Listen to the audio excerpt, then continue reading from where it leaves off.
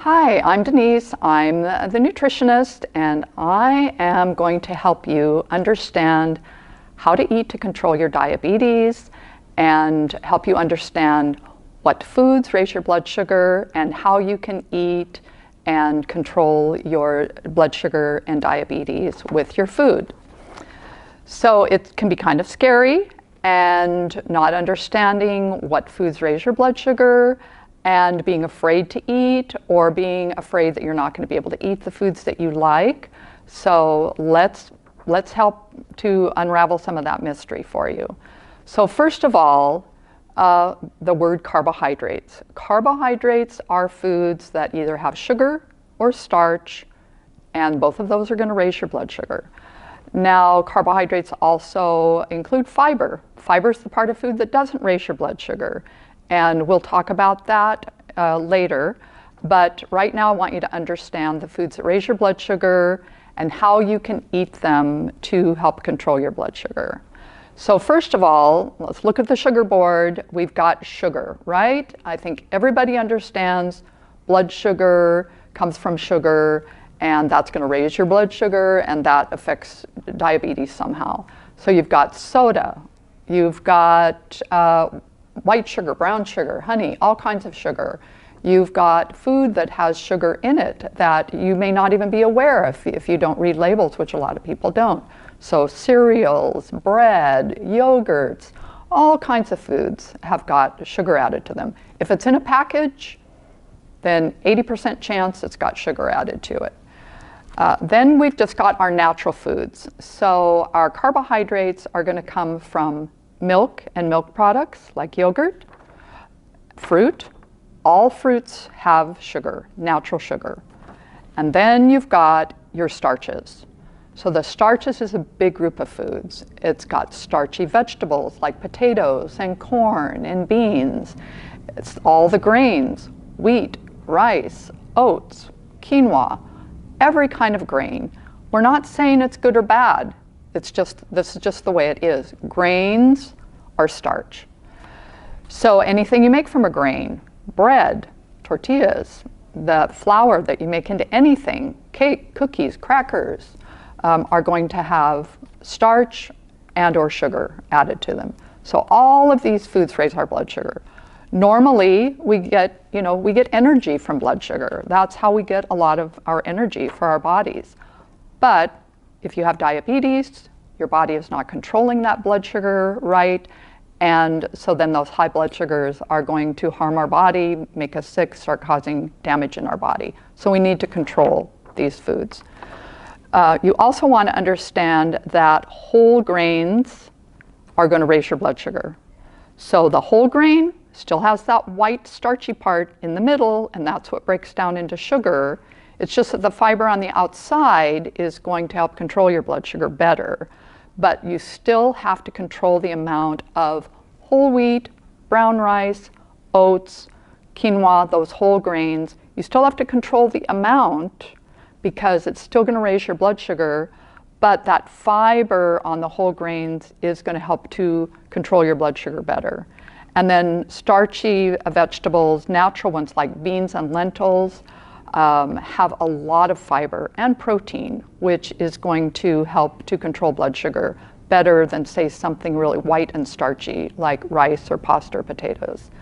So it's learning to control the amount and then the balance of your food. So this plate, the plate method, is a great way to start in learning how to balance your food and control your blood pressure. So if you see, the plate is divided into sections. Half is vegetables, and a quarter is protein, a quarter is your starches. This is important because the vegetables are going to be low carb. In other words, low to very little sugar, no starch. These are going to raise your blood sugar. Some of them not at all, some very little, maybe some a little bit more.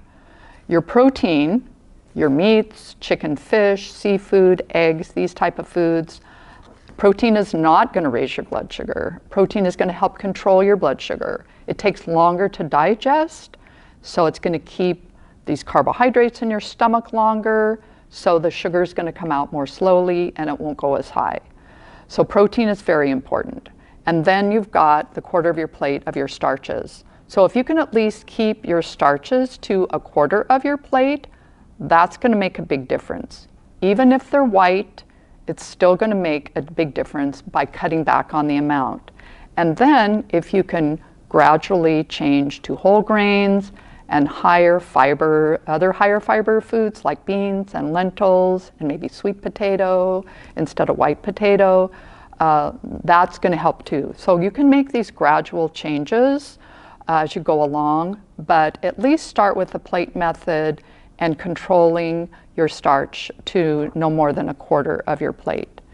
And then in breakfast and snacks, at least partner your carbohydrates with proteins. So for instance, a piece of fruit with some nuts, or a piece of fruit with a string cheese, or even fruit with avocado.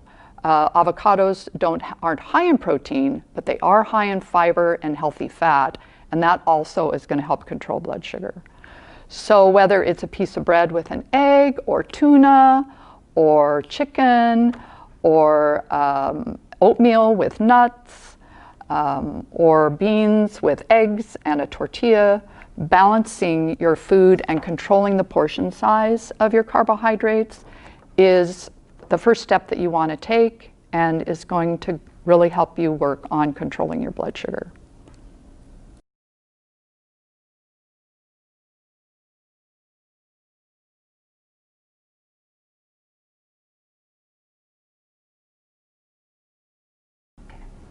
So I'm going to help you reduce your hypertension today with diet and exercise. So what do we need to reduce hypertension? Well, we need lots of potassium. Potassium is going to come from foods like vegetables, fruits, beans, sweet potatoes, those are some foods that are really high in potassium, as well as avocados and nuts. If you have diabetes and you need to control your blood sugar, then you can control the fruit. You know, you probably know oranges have and bananas have potassium, but those can raise your blood sugar. So if you have blood sugar to control, then you could focus more on things like nuts and avocados to get those potassium numbers. So potassium helps to lower sodium in the body. And sodium, which salt is high in sodium, raises your blood sugar, or for a lot of people it does. So reducing your salt, controlling your salt intake, your sodium intake is very important. And increasing your potassium intake to help to get rid of extra sodium out of the body. So as far as the sodium goes, where is your sodium or salt in your diet? People think the salt shaker. Well, yes, but most of our sodium and salt comes from processed food. Canned food, frozen food, deli food, things like bacon and sausage and lunch meats and chips and all of these things that we buy in a package that have had a lot of salt added to them, bouillon cubes that people use for cooking, the flavoring packet in ramen, those things have a ton of salt. And a lot of people who have high blood pressure, that blood pressure is affected by salt, and they really need to cut back on that. So what can you do to flavor your food? Well, anybody who tries to reduce their salt, you know, if you like the salt, you're going to think your food is bland and you're not going to like it. But guess what? Everybody adapts. So if you'll just give it a few days, a week, 2, 3, you'll find that if you just start cutting back, that your taste adapts and you start to taste the flavor of the food without the salt. Other things, garlic, onions, spices, herbs, all of these things have a lot of flavor. You know, even things like cooking with celery, carrots, peppers, chilies, all kinds of spices and herbs have a lot of flavor. Acid helps to reduce the need for salt. So lemon, lime, vinegar, all of these kind of things can help replace salt, make your food delicious, and maybe end up enjoying your food even more without salt when you flavor it with all these extra flavors. Now, in addition to your diet, exercise helps to reduce your blood pressure. How does that happen? You would think your heart rate goes up, your blood pressure goes up. Yeah, it might a little bit while you're exercising, but exercise, what does it do? It strengthens us, like it strengthens our muscles. Well, it strengthens your heart. So your heart has to work less hard the more fit it gets, and you'll find that as you exercise, your blood pressure starts to go down. And guess what? You don't have to go to the gym. You just walk 30 minutes a day, and you've got all you need to help control your blood pressure. Finally, losing just 5% of your weight, no matter what your weight is, 5%. So if you weigh 200 pounds, 5% is 10 pounds. 5% of your weight will reduce your blood pressure, or can reduce your blood pressure, as well as taking medication. So that 5% is very important. And so if you put together the food, the exercise, trying to lose 5% of your weight, you might see some really great improvements to your blood pressure and reducing your medications, and maybe even get off your medications.